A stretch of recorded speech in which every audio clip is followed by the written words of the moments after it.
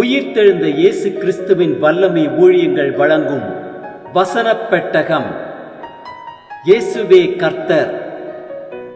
இயேசுவையே தேவன் ஆண்டவரும் கிறிஸ்துவுமாக்கினார். இயேசுவே ராஜாதி ராஜா, கர்த்தாதி கர்த்தா.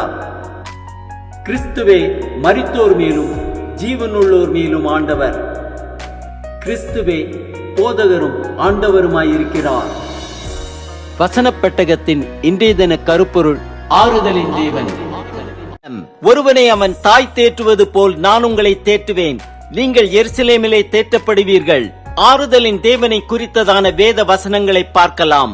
சங்கீதம் 119, 49, 50 வாசிக்கிறோம்: நீர் என்னை நம்ப பண்ணின வசனத்தை உமது அடியேனுக்காக நினைத்தருளும்.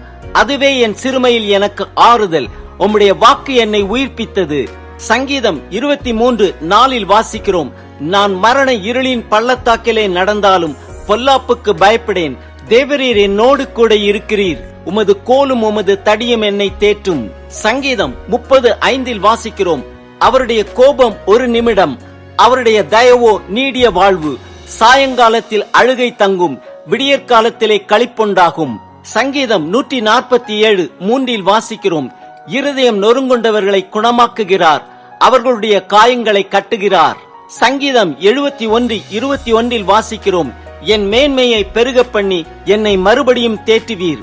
ஏசாயா 40:1-2 வாசிக்கிறோம்: என் ஜனத்தை ஆற்றுங்கள், தேற்றுங்கள்.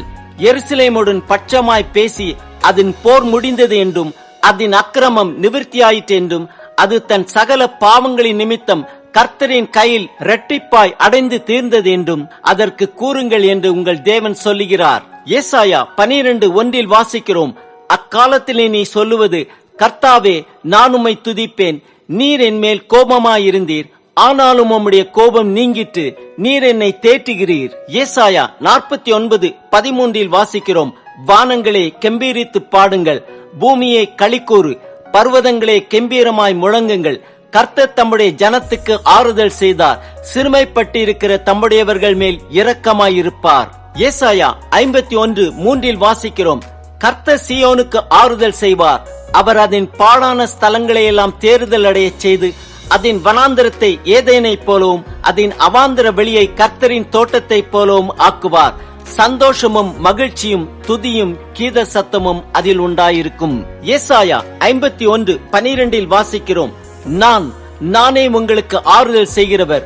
சாகப் போகிற மனுஷனுக்கும் புல்லுக்கொப்பாகிற மனுபுத்திரனுக்கும் பயப்படுகிறதற்கும் வானங்களை விரித்து பூமியை அஸ்திபாரப்படுத்தி உன்னை உண்டாக்கின கர்த்தரை மறக்கிறதற்கு நீ யார்? ஏசாயா 61:2-3 வாசிக்கிறோம்: கர்த்தருடைய அனுகிரக வருஷத்தையும் நம்முடைய தேவன் நீதியை சரிக்கட்டும் நாளையும் கூறவும், துயரப்பட்ட அனைவருக்கும் ஆறுதல் செய்யவும், சீயோனிலே துயரப்பட்டவர்களை சீர்படுத்தவும், அவர்களுக்கு சாம்பலுக்கு பதிலாக சிங்காரத்தையும், துயரத்துக்கு பதிலாக ஆனந்த தைலத்தையும், ஒடுங்கின ஆவிக்கு பதிலாக துதியின் உடையையும் கொடுக்கவும் அவர் என்னை அனுப்பினார். அவர்கள் கர்த்தர் தம்முடைய மகிமைக்கென்று நாட்டின நீதியின் விருட்சங்கள் எனப்படுவார்கள்.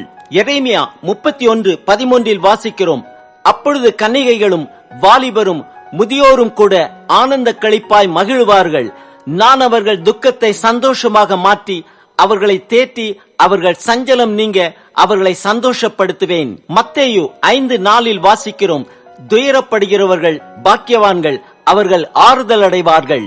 மத்தேயு 11:28 வாசிக்கிறோம்: வருத்தப்பட்டு பாரம் சுமக்கிறவர்களே, நீங்கள் எல்லாரும் என்னிடத்தில் வாருங்கள், நான் உங்களுக்கு இளைப்பாறுதல் தருவேன். அப்போஸ்தலர் 9:31 வாசிக்கிறோம்: அப்பொழுது யூதேயா, கலிலேயா, சமாரியா நாடுகளிலெல்லாம் சபைகள் சமாதானம் பெற்று பக்தி விருத்தி அடைந்து கர்த்தருக்கு பயப்படுகிற பயத்தோடும் பரிசுத்த ஆவியின் ஆறுதலோடும் நடந்து பெருகின.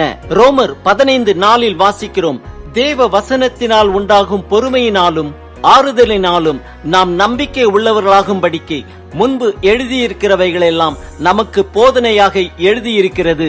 2 கொரிந்தியர் 1:3-4 வாசிக்கிறோம்: நமது கர்த்தராகிய இயேசு கிறிஸ்துவின் பிதாவாகிய தேவனும் இரக்கங்களின் பிதாவும் சகலவிதமான ஆறுதலின் தேவனுமாயிருக்கிறவருக்கு ஸ்தோத்திரம். 2 கொரிந்தியர் 1:4 வாசிக்கிறோம்: தேவனால் எங்களுக்கு அருளப்படுகிற ஆறுதலினாலே எந்த உபத்திரவத்திலாகிலும் அகப்படுகிறவர்களுக்கு நாங்கள் ஆறுதல் செய்ய திராணி உள்ளவர்களாகும்படி எங்களுக்கு வரும் சகல உபத்திரங்களிலேயும் அவரே எங்களுக்கு ஆறுதல் செய்கிறவர்.